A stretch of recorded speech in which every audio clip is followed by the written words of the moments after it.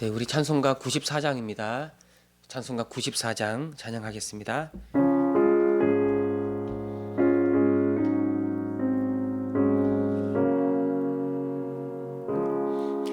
주 예수보다도 귀한 곳은 없네. 이 세상 부귀와 바꿀 수 없네.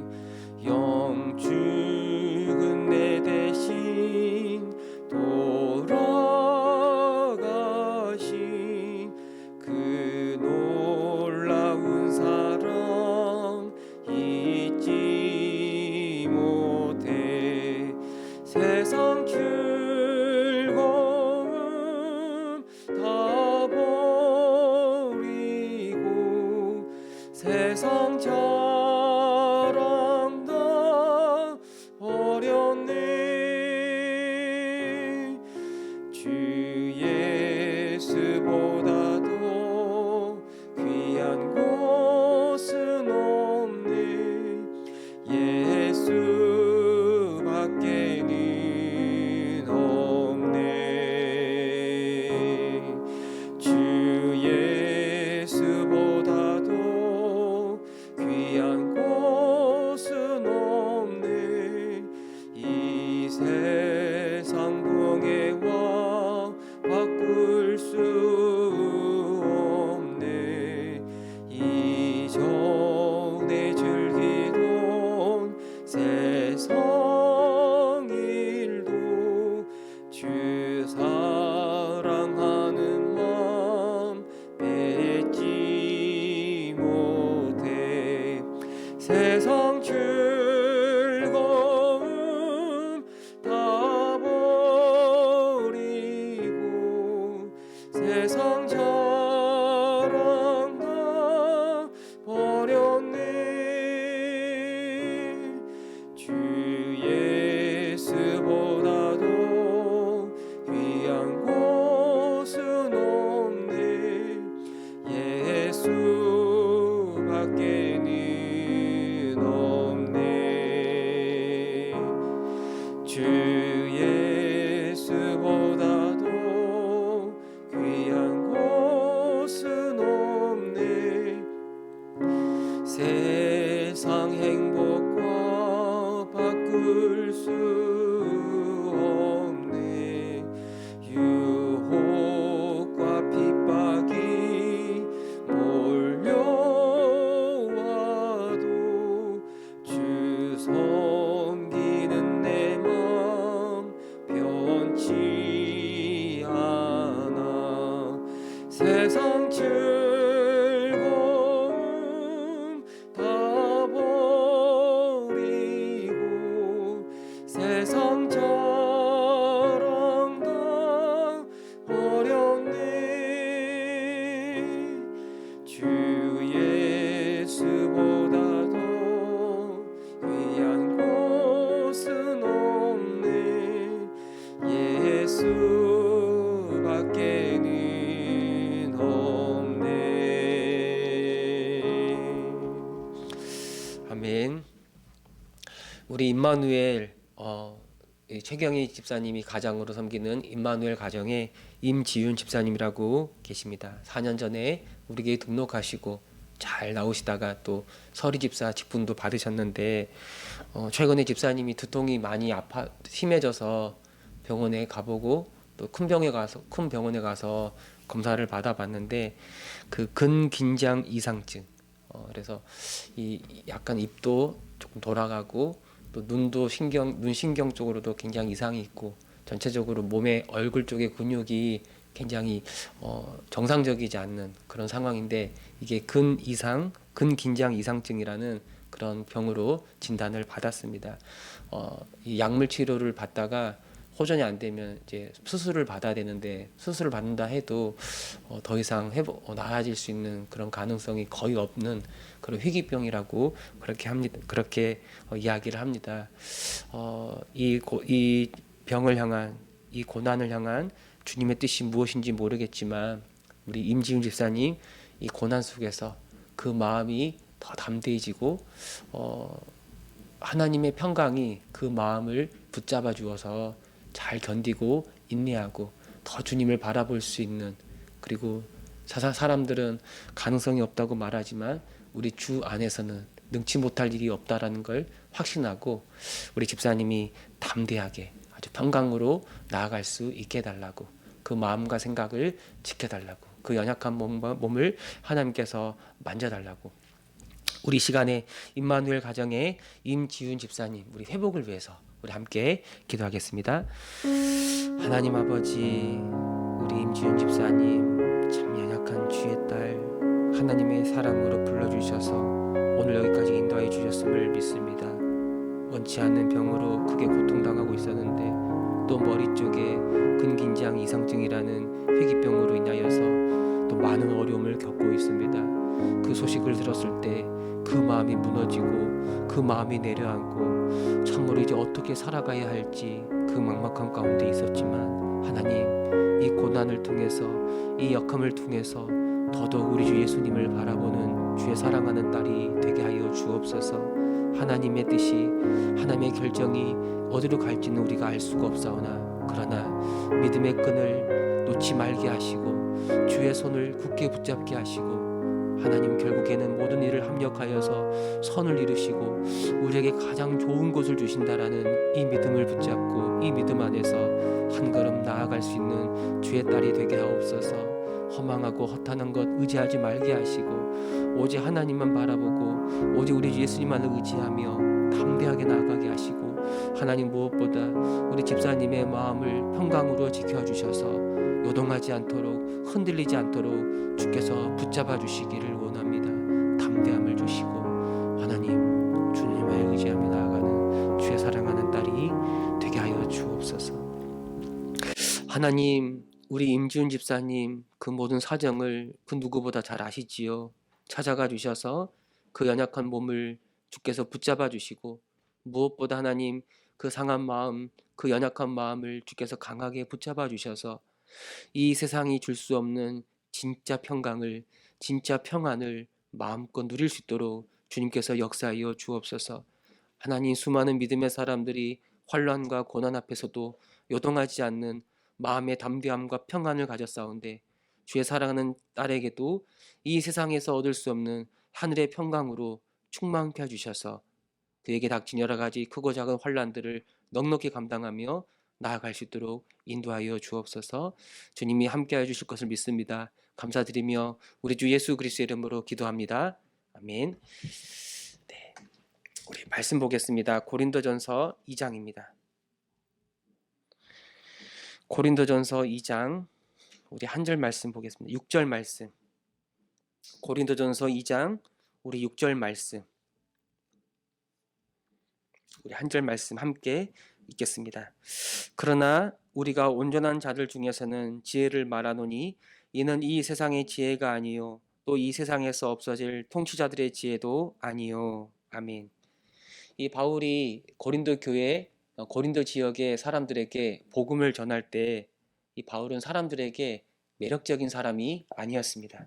그에게는 화려한 수사학, 화려한 언변이 없었고 어떤 헬라 철학으로 아주 무장한 그런 사람이 아니었습니다.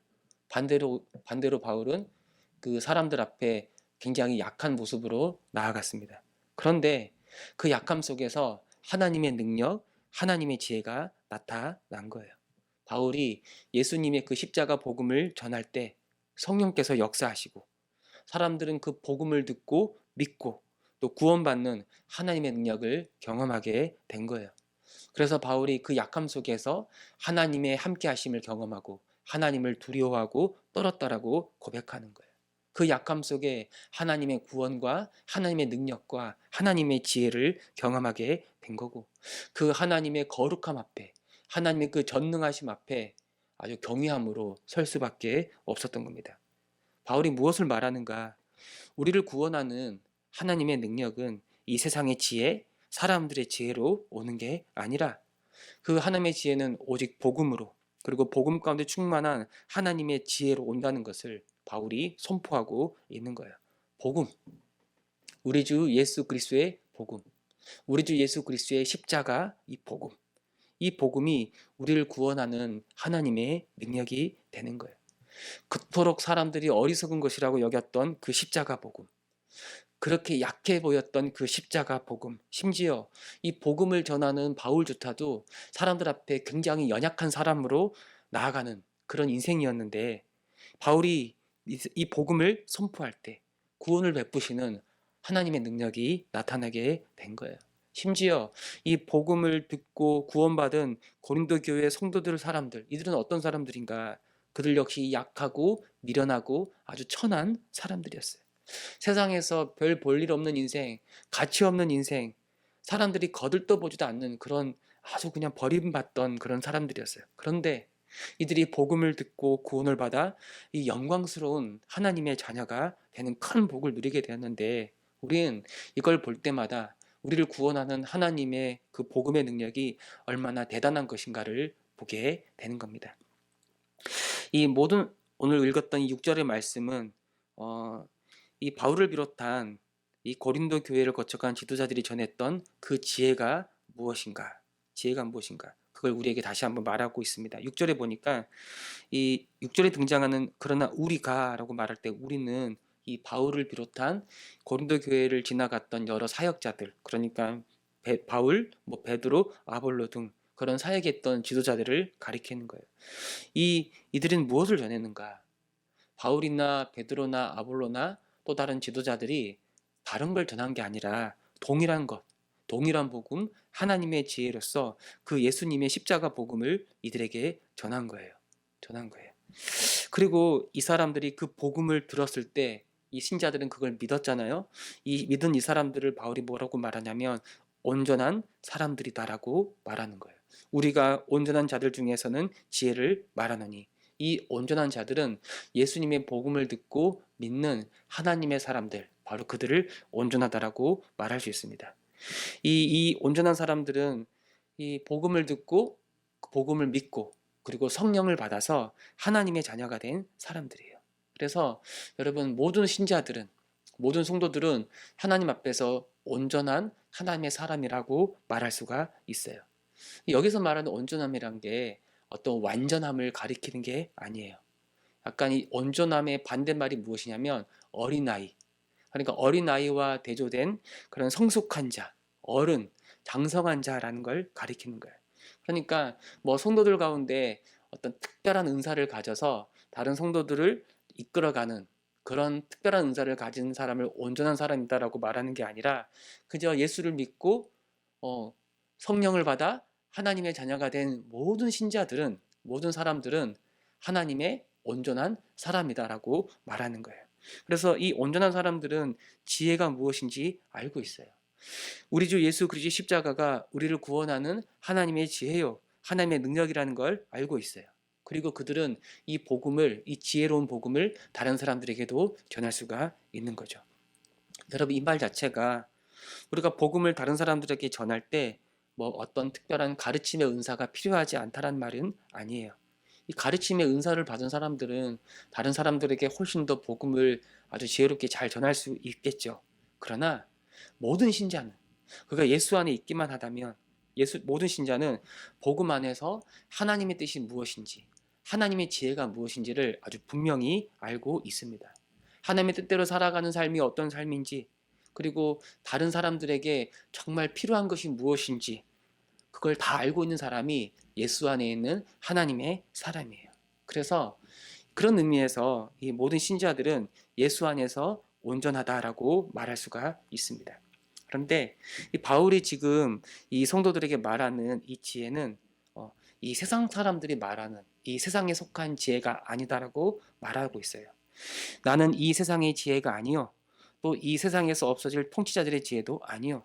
이 세상의 지혜, 이 세상에서 없어질 지혜. 여기서 말하는 이 세상은 어떤 세상을 가리키는가? 그저 우리 눈에 보이는 이 세상을 가리키는 게 아니라 공중에 이 권세 잡은 사단이 통치하는 어둠의 나라, 이 어둠의 영들이 통치하는 악한 세상을 가리키는 거예요. 이 통치자들은 누구를 가리키는가? 영적인 세력들, 사단, 어둠의 세력들을 의미합니다. 또 그들의 영향을 받아서 사람들을 유혹하고 헛된 것들로 사람들을 이끌어가는 세상의 어떤 이 철학자들, 어떤 지도자들을 가리키기도 할 거예요. 이들은 세상의 지혜를 전합니다. 사람의 지혜를 전하는데 혹시 구원이 있다면 우리가 얼마든지 스스로 그 구원의 길을 찾을 수 있다라고 말하고, 그래서 예수가 없어도, 하나님이 없어도 우리는 이 세상을 구원할 수 있다고 생각하는 그런 세상의 지혜를 말하는 거예요. 그런 이런 생각들은 어디서부터 왔는가? 이런 세상의 지혜, 이런 사람의 지혜는 어디로부터 왔는가? 여러분, 창세기 3장에 보면 그 인간의 타락이 시작하는 그 말씀을 우리가 볼 수 있잖아요. 선악을 알게 하는 나무의 열매를 먹지 말라는 하나님의 계명에 불순종하여 스스로 하나님이 되고자 했던 바로 그 죄. 하나님 없어도 스스로 이 세상을 살아갈 수 있다고 생각하는 그 교만은 구원의 문제 역시 우리 스스로 해결할 수 있다라고 생각하게 만들었어요. 구원의 방법도 인간이 스스로 얼마든지 찾을 수 있다라는 그런 교만함으로 나아가게 되는 거예요. 그러나 이 세상의 지혜, 이 모든 사람의 지혜는 결국 없어지게 될 거예요. 6절에 보면은 이 세상에서 없어질 통치자들의 지혜도 아니요. 이 지혜는 없어진다는 거예요. 이 세상은 결국 없어지는 거예요. 악한 세상은 영원히 망할 겁니다. 이 세상의 통치자들, 이 공중의 권세 잡은 사단을 비롯해 그를 추종하는 악한 영들과 그를 따르는 세상의 어리석은 모든 사람들은 이 세상의 멸망과 함께 하나님의 심판을 피할 수가 없는 거예요. 여러분, 예수님의 이 십자가 사건, 예수님의 십자가 사건은 이 세상의 종말, 여기서 말하는 이 세상은 악한 세상의 종말이에요. 이 악한 세상, 이 세상 지혜의 종말을 고하는 사건이 예수님의 십자가예요. 하나님은 이 십자가를 통해서 이 세상의 모든 지혜가 하나님을 향하여 높아졌던, 하나님 없이 얼마든지 구원에 이를 수 있다고 생각한 그 모든 인간의 교만함이 하나님 앞에 완전히 실패했다라는 걸 드러내는 사건, 바로 그것이 십자가 사건이에요. 그들은 망합니다. 그들이 이미 망했고 망하고 있으며 망할 거예요. 최종적인 종말, 최종적인 멸망을 향해 나아가고 있는 거예요.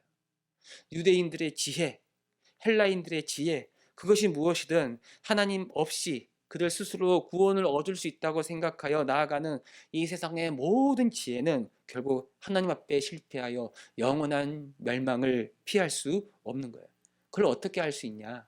예수님의 십자가 사건을 통해서 이 모든 세상 사람들의 지혜가 끝장났다라는 걸 하나님이 우리에게 보여주고 있는 거예요. 여러분, 반대로 하나님의 지혜는 어떻습니까? 예수님의 십자가를 통해 하나님의 지혜가 우리에게 선포되었어요.